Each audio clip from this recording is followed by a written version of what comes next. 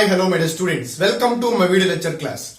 Right, today I am going to discuss the very important topic in 11th physics, that is mechanical properties of fluids. Mechanical properties of fluids.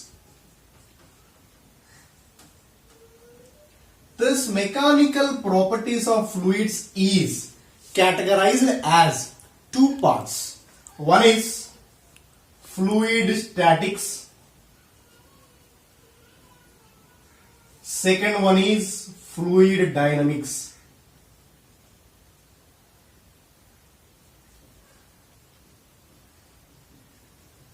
So this mechanical properties of fluids is categorized as two parts. One is the fluid statics and second one is fluid dynamics. Fluid statics.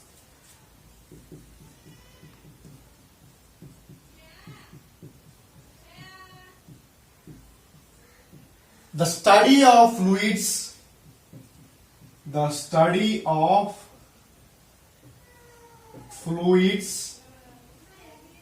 at rest. The study of fluids at rest is called fluid statics. Next, fluid dynamics.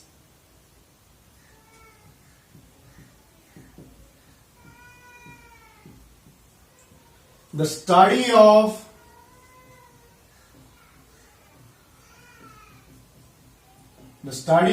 fluids in motion. The study of fluids in motion is called fluid dynamics. The study of fluids at rest is called fluid statics. So first of all, what is meant by fluid, ma? What is meant by fluid? Fluid means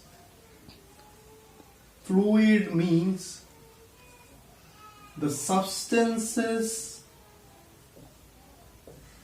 which can flows easily, which can flows easily. The substance which can flows easily, or it may be flows. The substance which can flows, those are called fluid. Fluid means which is flows, which can ability to flows. Example, liquid is flows from one place to another place. Gases are flows from one place to another place. So liquids and gases are best example for fluids. So liquids and gases are flows easily. Liquids and gases are flows easily. So liquids and gases are called fluids. Have you understood my point, ma? Observe carefully. Fluid means which can flow easily, which can flow. Liquids and gases flows from one place to another place. How can we explain this? A simple thing. Take agarbatti. So that should kept in one corner of the room. After 5 minutes, what we observed, ma? So that agarbattis, that means whatever the agarbatti flavor, that means that smoke. So the smoke or a fog coming from that agarbatti that spreads throughout the room. What is the meaning here? It flows, that smoke is flows, that gases, vapors are flows from one place to other place. That means here gases are flows or not. Gases are flowing easily or not. One place to another place. Or simple thing. Otherwise you take a deodorant spray.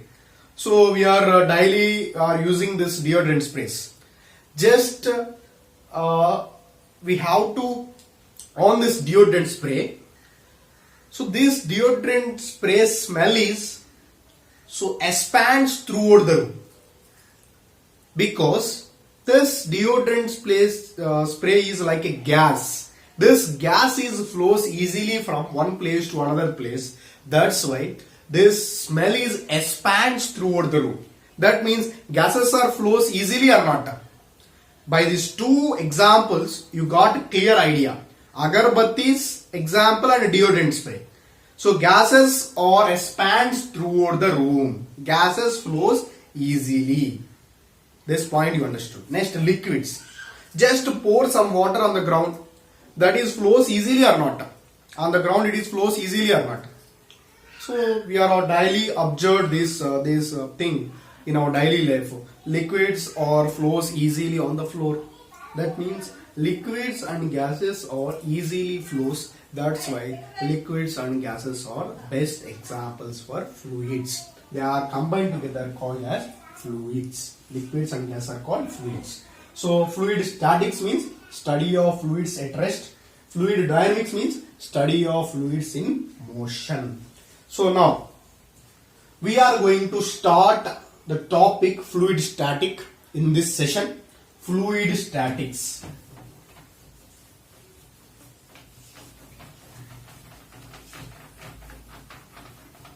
Fluid statics.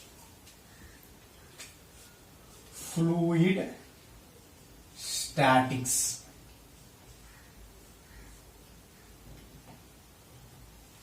So what are the major contents of this chapter, fluid statics? First one, pressure. Definition of pressure, units of pressure, properties of pressure. Next, properties of pressure. Properties of pressure. Third one, major content of this chapter. First one is pressure, properties of pressure. Next, third one, variation of pressure. Variation of pressure with depth and height. With depth and height. With depth and height. Fourth one, pressure difference. Pressure difference. Pressure difference when liquid is moves vertically upward direction. Vertically upward or downward direction.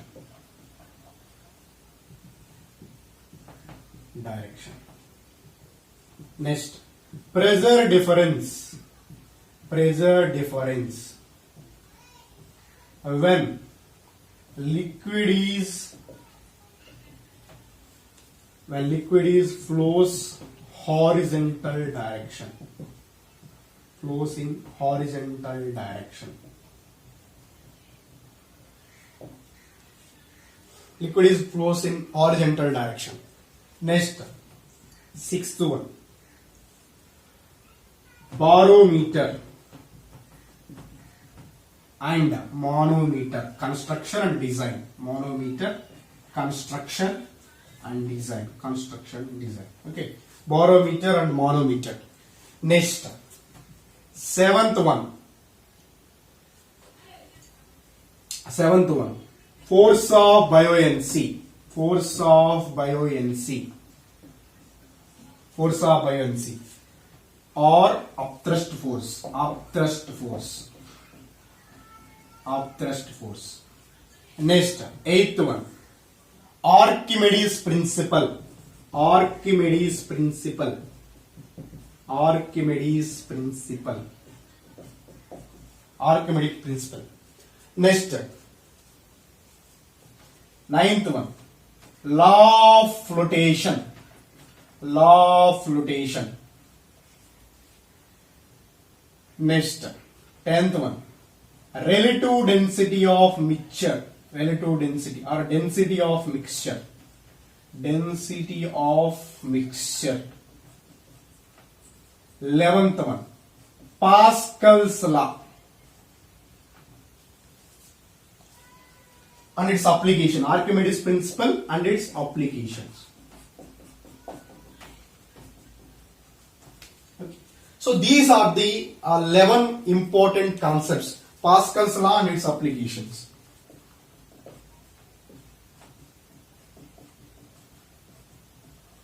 So these are the 11 major contents in this topic, fluid statics.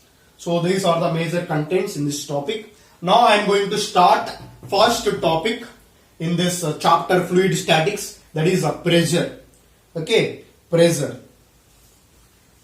So please note down these contents carefully. So these are very useful. So first topic is pressure.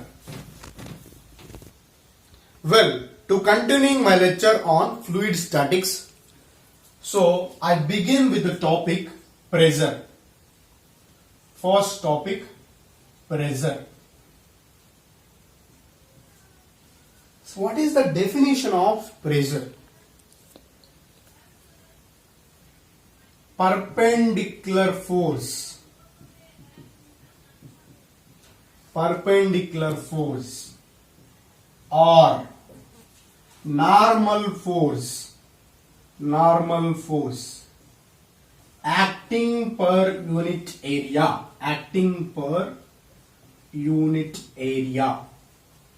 is called pressure. Perpendicular force or normal force acting per unit area. So that means pressure is equal to pressure P is equal to perpendicular force by area. Perpendicular force by area. That means force by area, F by A. Unit, SI unit. SI unit is Newton per meter square. So Newton per meter square. This is very important, man. Only perpendicular force we consider for pressure definition. Perpendicular force. For example, let us consider one block. I'll consider one example. Let us consider one block here or one body.